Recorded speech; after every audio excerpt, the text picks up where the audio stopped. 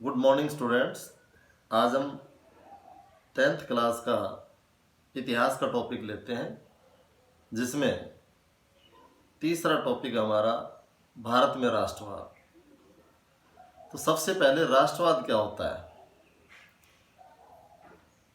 राष्ट्रवाद से हमारा अभिप्राय है कि देश के प्रति लगाव, अपने देश के प्रति सब कुछ समर्पित करना, राष्ट्र प्रेम की भावना, इसी को हम राष्ट्रवाद कहते हैं। सबसे पहले ये भावना कहाँ पनपी? राष्ट्रवाद की भावना सबसे पहले यूरोप से शुरू हुई। यूरोप के अंदर राष्ट्र राज्यों का निर्माण हुआ और वहाँ राष्ट्रवाद की भावना का उदय हुआ। भारत के अंदर राष्ट्रवाद की भावना कैसे पनपी? भारत के अंदर राष्ट्रवाद की भावना में बहुत से कारण थे जिन्होंने अपना योगदान दिया। हमारा देश आज़ादी से पहले प्राचीन समय में एक राष्ट्र राज्य था, जिसमें कई चक्रवर्ती सम्राट हुए, जैसे सम्राट अशोक, चंद्रगुप्त मौर्य, जिन्होंने पूरे भारत को एकता के सूत्र में बांध कर रखा और आम लोगों में राष्ट्र के प्रति एकता की भावना पैदा की। लेकिन उसके बाद मुगल साम्राज्य आया और अंतिम मुगल सम्राट था शक्तिशाली मुगल सम्राट औरंगजेब। औरंगजेब के बाद मुगलों की शक्ति कमजोर पड़ती गई और भारत टुकड़ों में विखंडित होता चला गया। बहादुर शाह जफर अंतिम मुगल सम्राट था। उसके बाद 1916 में अंग्रेज भारत आए, ईस्ट इंडिया कंपनी भारत आई। वो किस लिए आए थे? व्यापार करने के लिए भारत में आए थे। लेकिन धीरे धीरे उन्होंने अपना पूरा साम्राज्य भारत पर स्थापित कर लिया। 23 जून 1757 की वो घटना है जिसे हम प्लासी के युद्ध के नाम से जानते हैं। वहां से अंग्रेजी साम्राज्य की भारत में नींव पड़ी। 24 अक्टूबर 1761 को बक्सर का युद्ध लड़ा गया और बक्सर के युद्ध के बाद अंग्रेजों को बंगाल, बिहार, उड़ीसा, इन 3 राज्यों पर पूर्णतः कब्जा हो गया और लगान वसूली का अधिकार मिल गया। लगान का अर्थ समझते हो? लगान का अर्थ है कि जमीन पर कर उगाने का अधिकार अंग्रेजों को मिल गया, जिससे अंग्रेजों की आमदनी बढ़ी और धीरे धीरे करके उन्होंने सारे भारत पर 1857 तक आते आते सारे भारत पर अधिकार कर लिया। इसके बाद 1857 की क्रांति हुई, लेकिन उस क्रांति में भारतीयों को सफलता नहीं मिली। लेकिन राष्ट्रवाद की भावना वहां से अंग्रेजों के खिलाफ भारतीयों में पनपने लगी थी। अब भारतीय अंग्रेजों के खिलाफ उठ खड़ा होने की शक्ति रखते थे। ये भारतीय लोग समझ चुके थे उस समय कि अंग्रेज हमारा किस प्रकार से शोषण कर रहे हैं। तो इस लेसन में हम 1920 के बाद की घटनाओं के बारे में पढ़ेंगे कि 1920 के बाद भारत में राष्ट्रवाद कैसे पनपा और अंग्रेजों के खिलाफ हमने लड़ाई कैसे लड़ी। तो राष्ट्रवाद का अर्थ समझ गए होंगे कि राष्ट्रवाद से हमारा अभिप्राय है कि राष्ट्र प्रेम की भावना, अपने राष्ट्र के प्रति सब कुछ न्योछावर कर देना। जैसे कि हम आज़ादी के समय के क्रांतिकारी विचारों की सरदार भगत सिंह की बात लेते हैं कि सरदार भगत सिंह ने अपने राष्ट्र के प्रति अपना सब कुछ न्योछावर कर दिया था। आप जानते होंगे कि सरदार भगत सिंह ने असेंबली में बम फेंका और उसके बाद उसने अपने आप को गिरफ्तार करवा दिया। वो चाहता तो वहां से भाग भी सकता था, लेकिन उसका इरादा क्या था? उसका इरादा था कि देश के आम लोगों में राष्ट्रीय भावना पैदा करना, ताकि आम जनता अंग्रेजों के खिलाफ खड़ी हो जाए। इसी हम राष्ट्रवाद कहते हैं। अब हम बात करते हैं इस लेसन के दौरान 1920 के बाद की घटनाओं का। 1920 के बाद की घटनाएं, हम शुरुआत करते हैं प्रथम विश्व युद्ध से कि प्रथम विश्व युद्ध जो लड़ा गया 1914 से 1918 के बीच प्रथम विश्व युद्ध लड़ा गया। इस प्रथम विश्व युद्ध से भारत पर क्या प्रभाव पड़ा? प्रथम विश्व युद्ध में अंग्रेजों ने कहा कि युद्ध स्वतंत्रता और आज़ादी के लिए लड़ा जा रहा है और भारतीयों को ये वादा किया कि हम आपको इस युद्ध के बाद आज़ाद कर देंगे, डोमिनियन स्टेट्स घोषित कर देंगे। भारतीयों ने इस शर्त पर अंग्रेजों का साथ दिया कि हमें आज़ादी मिल जाएगी। तो उस समय अंग्रेजों को युद्ध के खर्चे के लिए बहुत सारे कर लगाए, जिससे भारतीय जनता की कमर टूट गई। युद्ध में भारी खर्चा हुआ और उस भारी खर्चे के कारण रक्षा व्यय में इजाफा हुआ और उसके साथ ही उस खर्चे की भरपाई करने के लिए अंग्रेजों ने युद्ध के नाम पर कर्जे लिए, करों में वृद्धि कर दी, सीमा शुल्क बढ़ा दिया और लोगों पर आयकर शुरू कर दिया। इसी दौरान 1913 से 18 के बीच किसानों की फसल भी बर्बाद हुई, सूखा पड़ा और जिससे वस्तुओं की कीमतें दोगुनी हो गई। इसी समय 1920 से 21 के बीच एक महामारी फैली जिसे हम फ्लू के नाम से जानते हैं। 120 से 30 लाख भारतीय लोग मारे गए उस फ्लू में। तो अंग्रेजों ने प्रथम विश्व युद्ध के समय ऐसा क्या कार्य किया जिससे भारतीय जनता उनके खिलाफ हो गई और उनमें राष्ट्रीय भावना पैदा हुई? यही जो हमने 4-5 पॉइंट अभी बताए आपको, जिसमें कि अंग्रेजों ने आयकर बढ़ा दिया, दूसरा सीमा शुल्क बढ़ा दिया, तीसरा है कि अकाल पड़ने से वस्तुओं की जो कीमतें थी वो दोगुनी हो गई, किसानों की हालत खराब हो गई और ऊपर से फ्लू की महामारी ने भारतीय जनता की कमर तोड़ के रख दी और युद्ध में जबरदस्ती भारतीयों को सेना में भर्ती किया जाने लगा। इससे भारतीय जनता में अंग्रेजों के खिलाफ गुस्सा व्याप्त हुआ और अंग्रेजों के खिलाफ ये गुस्सा राष्ट्रीय भावना में प्रतीत हुआ। सारे देश के लोगों को अब ये समझ में आ रहा था कि हम भारतीय हैं और हम भारतीय इकट्ठा होकर अंग्रेजों के खिलाफ लड़ेंगे, तभी हमें आज़ादी मिलेगी। उसी समय एक जबरन भर्ती का समय आया। इस समय कि जबरन भर्ती का अर्थ है कि अंग्रेज भारतीय नौजवानों को जबरदस्ती सेना में भर्ती कर रहे थे क्योंकि उन्हें युद्ध लड़ने के लिए सैनिकों की आवश्यकता थी। तो ये एक संघर्ष का नया दौर था और इसी समय महात्मा गांधी भारत लौटे। 1915 में महात्मा गांधी अफ्रीका से भारत लौटे।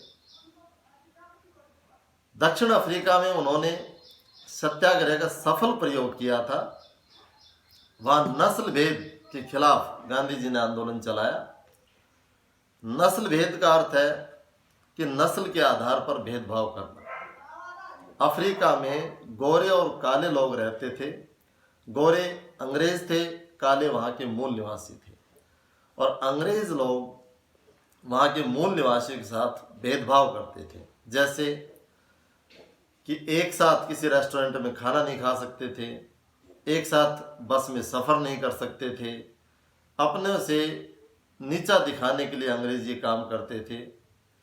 गांधी जी ने इस भेदभाव के खिलाफ दक्षिण अफ्रीका में आंदोलन चलाया और सत्याग्रह के माध्यम से गांधी जी ने इस आंदोलन में अपार सफलता मिली।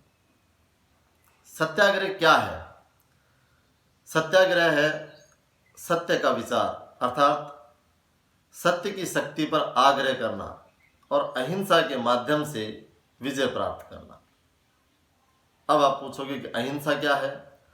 अहिंसा का मतलब है कि बिना लड़ाई लड़े, बिना हिंसा के आंदोलन करना और अपने मकसद में कामयाब होना। और गांधी जी ने दक्षिण अफ्रीका में यही प्रयोग किया। बिना हिंसा के उन्होंने आंदोलन किया। नस्ल भेद आंदोलन के नाम से जाना जाता है और वहाँ पर गांधी जी ने सफलता प्राप्त की। अब गांधी जी जब भारत लौटे 1915 में, तो गांधी जी ने सारे देश में घूम घूम कर ये जायजा लिया कि अंग्रेज किस प्रकार से भारतीय जनता पर अत्याचार कर रहे हैं। तो उस समय गांधी जी ने सबसे पहले 3 आंदोलन चलाए। सत्याग्रह का आंदोलन, प्रथम सत्याग्रह आंदोलन चलाया गांधी जी ने 1916 में। 1916 में चंपारण का आंदोलन जिसे हम कहते हैं, वहाँ किसानों से जबरदस्ती नील की खेती कराई जाती थी और किसानों की जमीन वहाँ खराब हो रही थी, उनको कोई मुनाफा नहीं मिल रहा था।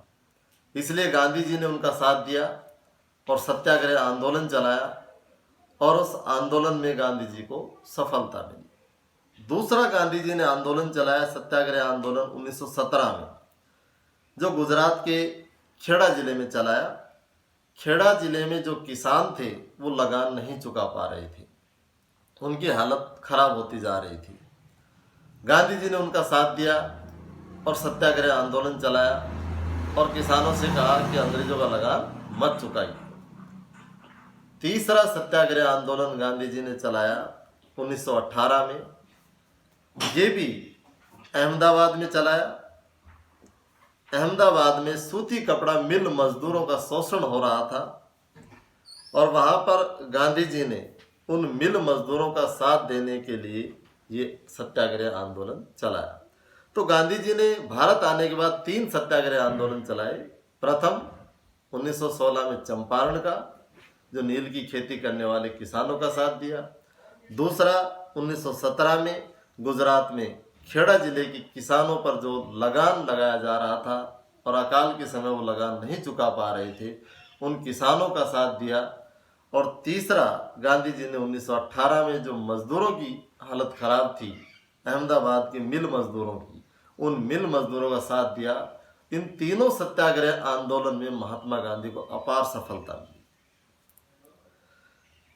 तो यहाँ पर आज का हम काम यहीं तक करेंगे। पहला क्वेश्चन यहाँ बनता है कि प्रथम विश्व युद्ध का भारत पर क्या प्रभाव पड़ा, या प्रथम विश्व युद्ध का भारतीय राष्ट्रीय भावना जागृत करने में क्या योगदान रहा। उसके हमने आपको 4-5 पॉइंट बताए कि प्रथम विश्व युद्ध से भारत का क्या प्रभाव पड़ा। क्या था कि सबसे पहले अंग्रेजों को अपने सैन्य खर्चे की भरपाई के लिए उन्हें पैसे की ज़रूरत थी, धन की ज़रूरत थी, और उसके लिए अंग्रेजों ने क्या किया कि भारतीयों पर आयकर लगा दिया, दूसरा सीमा शुल्क लगा दिया, तीसरा कि अकाल पड़ने से वस्तुओं की कीमतें तेजी से बढ़ने लगी, दोगुनी हो गई कुछ ही समय में 1913 से 18 के बीच। जबरन भारतीयों को भर्ती किया जाने लगा सेना में, और फ्लू की महामारी। इससे अंग्रेजों के खिलाफ भारतीय लोगों में गुस्सा पैदा हुआ और अपने आप को भारतीयों की एकाग्रता या एकता के रूप में इकट्ठा किया, जिससे उनमें राष्ट्रीय भावना पैदा हुई। दूसरा क्वेश्चन था कि सत्याग्रह से आप क्या समझते हैं। सत्याग्रह के विचार में सत्य की शक्ति पर आग्रह और सत्य की खोज पर जोर दिया जाता है। इसका अर्थ यह था कि अगर आपका ध्येय सच्चा है, यदि आपका संघर्ष अन्याय के खिलाफ है, तो उत्पीड़क से मुकाबला करने के लिए आपको किसी शारीरिक बल की आवश्यकता नहीं, प्रतिशोध की भावना या आक्रामकता का सहारा लिए बिना सत्याग्रही अहिंसा के सहारे भी अपने संघर्ष में सफल हो सकता है। इसे हम सत्याग्रह कहते हैं। तीसरा क्वेश्चन है कि महात्मा गांधी ने भारत में कौन कौन से सत्याग्रह आंदोलन चलाए। 3 सत्याग्रह आंदोलन। प्रथम 1916 में चंपारण का सत्याग्रह, दूसरा 1917 में अहमदाबाद में खेड़ा के किसानों का सत्याग्रह, और तीसरा 1918 में अहमदाबाद में गांधी जी ने मिल मजदूरों का सत्याग्रह आंदोलन चलाया। तो आज हमने ये 3 महत्वपूर्ण क्वेश्चन यहाँ तक आए। इसके बाद कि इस बार हमारा सिलेबस में कुछ चेंज हुआ है कि वस्तुनिष्ठ जो प्रश्न है, 1 नंबर के जो क्वेश्चन है, 1 मार्क्स के क्वेश्चन, वो 20 नंबर के क्वेश्चन आते हैं, उस पर भी हमें ज़्यादा जोर देना होगा। अब 1 मार्क्स के क्वेश्चन जैसे कि प्रथम विश्व युद्ध कब लड़ा गया, 1914 से 1918 के बीच लड़ा गया। प्रथम विश्व युद्ध के समय कीमतें दुगनी कब हुई वस्तुओं की, 1913 से 18 के बीच वस्तुओं की कीमतें दुगनी हो गई। महामारी कब फैली, फ्लू की महामारी कब फैली, ये 1920 से 21 के बीच फ्लू की महामारी फैली। और कितने लोग इसमें मारे गए, 120 से 30 लाख लोग इसमें मारे गए। महात्मा गांधी भारत वापस कब लौटे, 1915 में महात्मा गांधी भारत वापस लौटे। नस्ल भेदी आंदोलन क्या था, ये कहाँ चला गया, किसने चलाया। सत्याग्रह क्या है, चंपारण का आंदोलन कब और किसने चलाया, खेड़ा सत्याग्रह कब और किसने चलाया, और अहमदाबाद के मिल मजदूरों का सत्याग्रह कब और किसने चलाया। तो ये कुछ वस्तुनिष्ठ क्वेश्चन इसमें पढ़ते हैं। तो आज का होमवर्क यही है आपका कि ये क्वेश्चन आप अपनी फेयर नोटबुक में लिखोगे और इनको लर्न करोगे।